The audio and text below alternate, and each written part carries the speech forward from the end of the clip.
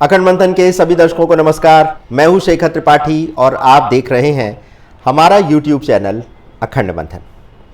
आज हम एक बार पुनः 2025 को लेकर के कुछ विशेष ज्योतिष गणना आपके सामने प्रस्तुत करने जा रहे हैं और इसके लिए हमने आधार बनाया है ज्योतिषाचार्य श्री प्रशांत कपूर की कुछ ज्योतिष गणनाओं को।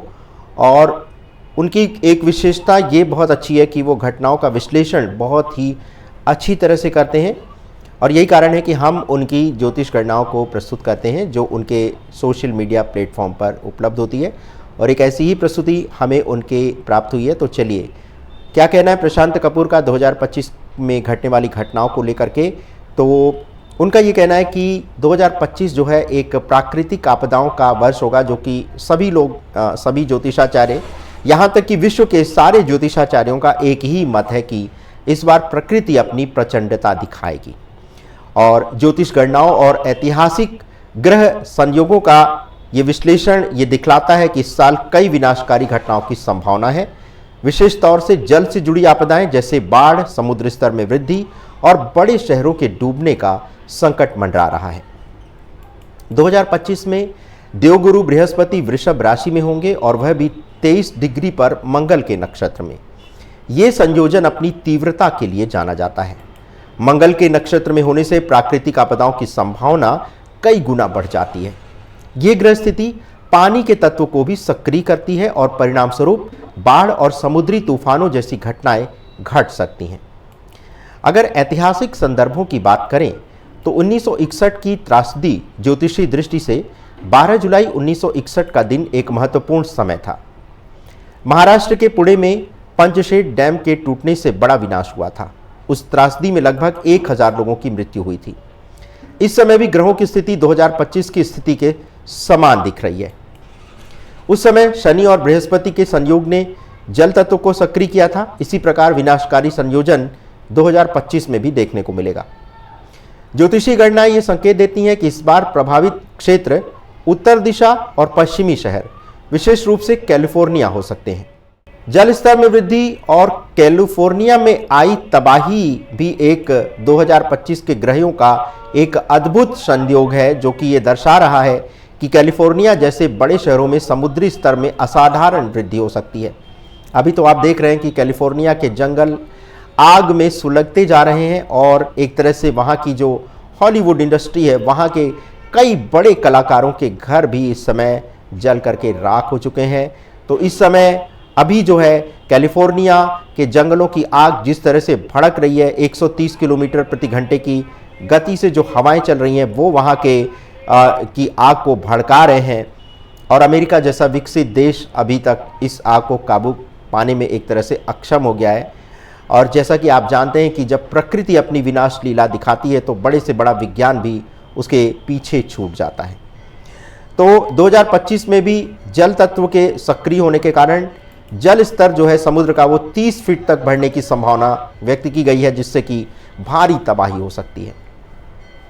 और ये संकेत देता है कि पृथ्वी के कई क्षेत्र जलमग्न हो सकते हैं, क्योंकि 30 फीट तक का अगर जल स्तर बढ़ता है, 30 फीट आप समझ लें कि 3 मंजिल जो है एक जो इमारत होती है वो उतना अगर जल बढ़ जाएगा तो आप समझ लीजिए कि क्या आपदा होगी जल को लेकर के। इसी प्रकार से 2020 और 21 की भविष्यवाणियों से जो हमें एक गणना प्राप्त होती है और उस समय भी ग्रह स्थिति ने त्रासदी का संकेत दिया था। 2020 के अंत में जब श्रवण नक्षत्र में ग्रहों का संयोजन हुआ था तो ज्योतिष गणनाओं ने उत्तर भारत में जल से जुड़ी त्रासदियों का संकेत दिया था। अगर 6 से 8 फरवरी 2021 की बात देखें तो उत्तर भारत में बांध टूटने जैसी घटनाएं हुई थीं। 2025 की ग्रह स्थिति तो इससे भी अधिक तीव्र और प्रभावशाली हो सकती है। विशेष रूप से 60 ग्रह योग का निर्माण और मंगल की सक्रियता पृथ्वी पर विनाशकारी प्रभाव डाल सकते हैं। ज्योतिषी संकेत क्या मिल रहे हैं और हमारी तैयारियां क्या हैं, चलिए इस पर बात करते हैं। तो ज्योतिषी संकेत ये मिल रहा है कि इस बार जो होने वाला है उसके बारे में किसी ने कल्पना भी नहीं की है। 2025 की ये ग्रह स्थिति एक बार फिर से याद दिलाती है कि हमारी प्रौद्योगिकी और विज्ञान के साथ साथ प्रकृति की शक्ति को भी समझना और उसके साथ तालमेल बिठाना बहुत महत्वपूर्ण है। कुल मिलाकर के आगामी वर्षों में आने वाली त्रासदियां केवल भविष्यवाणी नहीं बल्कि ग्रहों और प्रकृति के बीच गहरे संबंध की भी अभिव्यक्ति होंगी।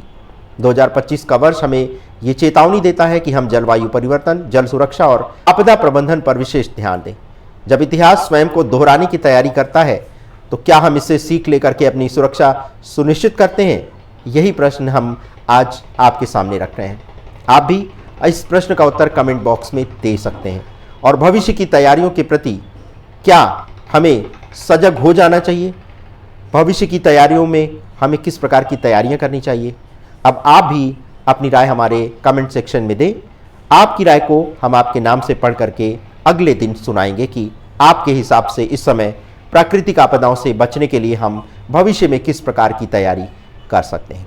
तो अभी हमारा ये एपिसोड चलता रहेगा और इसमें हम अलग अलग आयाम पर चर्चा करेंगे, लेकिन अभी हम इस एपिसोड को यहीं पर विराम देती हैं। लेकिन इसी प्राकृतिक आपदा की जो ये हमारी श्रृंखला है, ये प्रतिदिन आपको एक नए नए आयाम पर आपको हम विश्लेषण करके बताते रहेंगे। और इसमें हमने कई ज्योतिषाचार्यों की भविष्यवाणियों का एक तरह से उनका आधार लिया है। और इसमें श्री प्रशांत कपूर की जो ज्योतिष विवेचना है वो हमें काफ़ी अच्छी लगती है, क्योंकि वो तुलनात्मक रूप से पूर्व और वर्तमान और भविष्य की एक तरह से गणना करते हैं और एक बहुत ही डेप्थ उनका जो विश्लेषण होता है बहुत गहराई में होता है। तो इसलिए हम प्रयास करते हैं कि उनकी जो गणनाएं हैं उसको हम आपके समक्ष प्रस्तुत करें।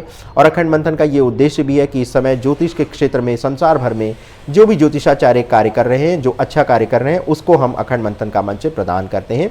और इस प्रकार से आपके पास कम समय में बहुत सारी जानकारी एक ही मंच पर उपलब्ध हो जाती है। तो ये आपके समय को भी बचाता है, जिसका उपयोग आप अपने भविष्य की योजनाओं को एक तरह से कार्यान्वयन में उसको लगा सकते हैं। तो आज के इस एपिसोड में इतना ही, लेकिन मिलते हैं बहुत ही शीघ्र अगले एपिसोड में कुछ ऐसी ही ज्योतिष विश्लेषण की और गहन मंथन की चर्चाओं के साथ। तब तक के लिए हमें अनुमति दें। धन्यवाद, नमस्कार।